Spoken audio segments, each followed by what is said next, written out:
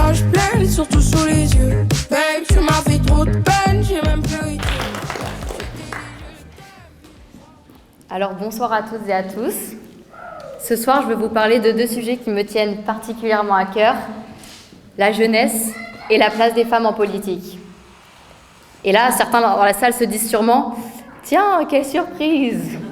Une jeune femme qui parle des jeunes et des femmes !» Je sais.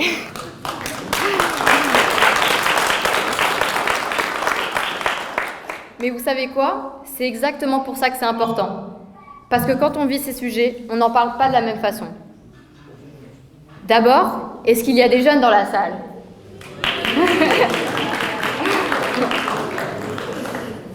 J'imagine que vous avez tous déjà entendu que la jeunesse ne s'intéresse plus à la politique, que les jeunes sont apathiques, désengagés, perdus dans leur téléphone. Et est-ce que vous vous reconnaissez dans ce portrait ? Non. Parce que c'est tout simplement faux. La jeunesse ne s'est pas désengagée de la politique. C'est la politique qui s'est désengagée d'elle. Pendant des décennies, on a demandé aux jeunes de patienter. Attends d'avoir de l'expérience. Attends d'être plus mature. Attends ton tour. Mais pendant qu'on leur demandait d'attendre, c'est leur avenir qu'on piétinait. Et ici, à Brétigny, les jeunes le ressentent aussi. Alors oui, je comprends que s'engager, ça fait peur. Je suis passée aussi par là.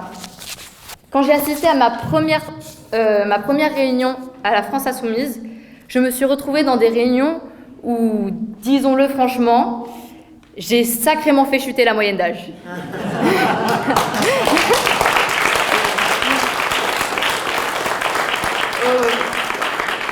Au début, je ne me sentais pas vraiment à ma place.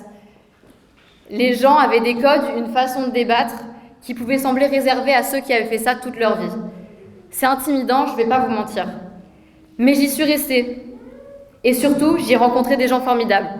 Des gens passionnés, bienveillants, qui m'ont accueilli, écouté et surtout pris au sérieux. Et c'est ça finalement qui fait tout. S'engager parce qu'on trouve des gens avec qui on a envie de se battre pour nos idées. Et puis, il y a eu un moment qui m'a vraiment surprise. Pendant longtemps, j'avais gardé mon implication pour les municipales pour moi. Je ne l'affichais pas sur les réseaux. Parce que voilà, on ne sait jamais comment les gens vont réagir. Est-ce qu'ils vont trouver ça bizarre ? Est-ce qu'ils vont me juger ? Et puis la semaine dernière, à l'occasion du meeting, j'ai posté que j'étais sur une liste LFI pour les municipales de Brétigny. Et là, les retours de ma classe étaient vraiment sympas. Des messages d'encouragement, des « vas-y, bats-toi pour nous droits ». Et évidemment aussi quelques chambrages parce que sinon c'est trop facile.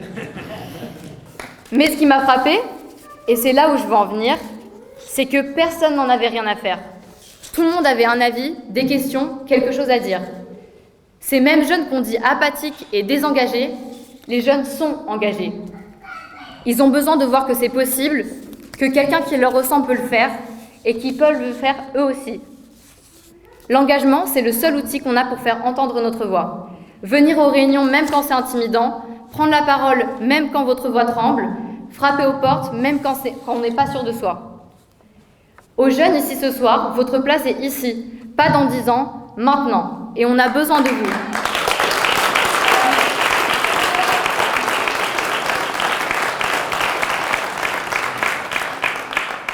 Alors voilà pour la jeunesse. Mais vous savez ce qui est intéressant ? En décrivant les jeunes sous-représentés en politique, il y a un autre groupe qui attend de prendre sa place depuis bien plus longtemps. Les femmes. Et moi, j'ai la chance, ou le défi, ça dépend de comment on le voit, d'appartenir aux deux catégories à la fois. Les femmes ont le droit de voter et de se présenter aux différentes élections depuis 1944. Ça fait plus de 80 ans. Et avec les lois sur la parité votées depuis, on pourrait se dire que le problème est réglé, que la représentation est équilibrée. Eh bien, pas tout à fait. Aujourd'hui, en France, les femmes représentent seulement 20% des maires. Dans un pays où les femmes représentent plus de la moitié de la population, c'est dingue. Alors pourquoi ? C'est très simple. Je vais demander quelque chose aux femmes dans la salle.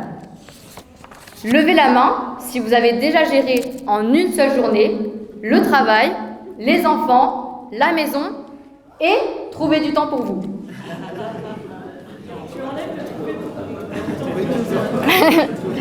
les réponses partent d'elles-mêmes. Les femmes ne s'impliquent pas moins en politique parce qu'elles s'y intéressent moins. Elles s'impliquent moins parce qu'on ne leur laisse pas le temps.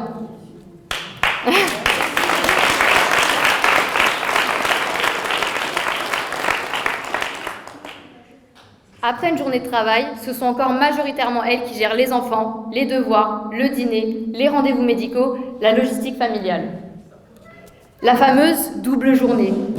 Alors, quand arrive l'heure d'une réunion politique à 19h un mardi soir, pour beaucoup de femmes, ce n'est pas un choix simple, c'est une organisation, un effort.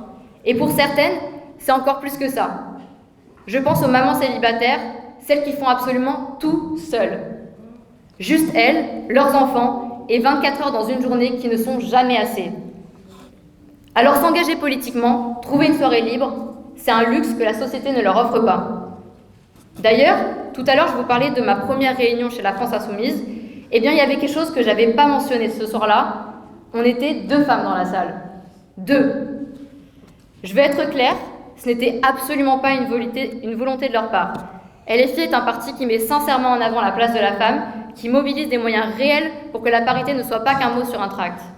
Mais malgré tout ça, malgré la bonne volonté, malgré les intentions, être la seule femme, ou presque, dans une pièce, ça se ressent. C'est une sensation difficile à expliquer à quelqu'un qui ne l'a jamais vécu, une espèce de pression de devoir prouver quelque chose de plus. Quand les femmes sont minoritaires dans un espace, l'espace lui-même devient plus difficile à habiter.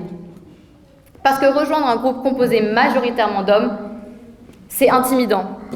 Sentir qu'on pourrait être coupé dans son élan, qu'on doit parler plus fort pour être entendu, qu'on doit occuper l'espace différemment, c'est une réalité que beaucoup de femmes connaissent. Et une fois que les femmes franchissent la porte, elles font face à quelque chose d'autre. Le sexisme. Pas toujours grossier, pas toujours conscient, mais présent. Épuisant. Quand ce n'est pas elles qui remettent en question leur légitimité, on commente leur apparence, leur voix, au lieu d'écouter leurs arguments. On leur dit qu'elles sont trop émotives quand elles sont passionnées, qu'elles sont trop froides quand elles sont rigoureuses. Et en plus de tout ça, on a tendance à les orienter vers certains postes plutôt que vers d'autres. Vous voyez ce que je veux dire? Une femme, oh, elle doit bien connaître les sujets de la famille, de l'enfance, de l'éducation. Comme si le fait d'être une femme nous dotait automatiquement d'une expertise innée en crèche et en maternelle.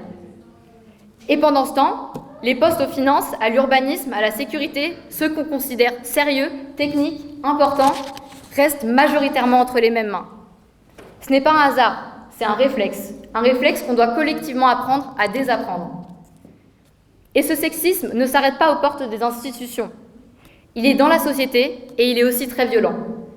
Les femmes vivent encore aujourd'hui dans une société trop souvent violente envers elles. Brétigny n'est pas épargnée. L'année dernière, une Bretignolaise, Sandy, a été tuée par son conjoint. C'est plus admissible, ça ne l'a jamais été.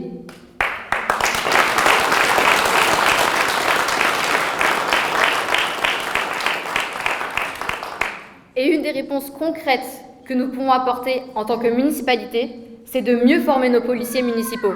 Parce qu'aujourd'hui, trop de femmes ne portent pas plainte. Pas parce qu'elles ne subissent rien, mais parce qu'elles n'ont pas confiance dans la façon dont elles vont être reçues. Et malheureusement, cette méfiance est souvent fondée. Combien de femmes se sont vues retourner la culpabilité contre elles?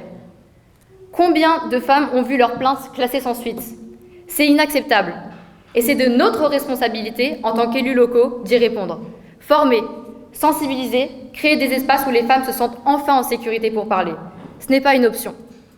Il faut donc, de manière générale, repenser la relation entre la police municipale et la population. La police municipale, son rôle, c'est de protéger. Pas de faire peur, pas d'intimider, de protéger. Il faut concentrer ses missions sur ce lien de confiance avec les habitants. Ça vaut aussi pour les jeunes. Combien de jeunes à Brétigny ont une relation tendue, méfiante, voire anxieuse avec la police? Une police municipale bien formée, orientée vers la protection et le dialogue, c'est une police que les jeunes ne fuient pas, mais vers qui ils peuvent se tourner. La place des femmes en politique, ce n'est pas une faveur, ce n'est pas une case à cocher. C'est une nécessité démocratique. Comment on peut prétendre représenter tout un peuple en ignorant plus de la moitié de celui-ci?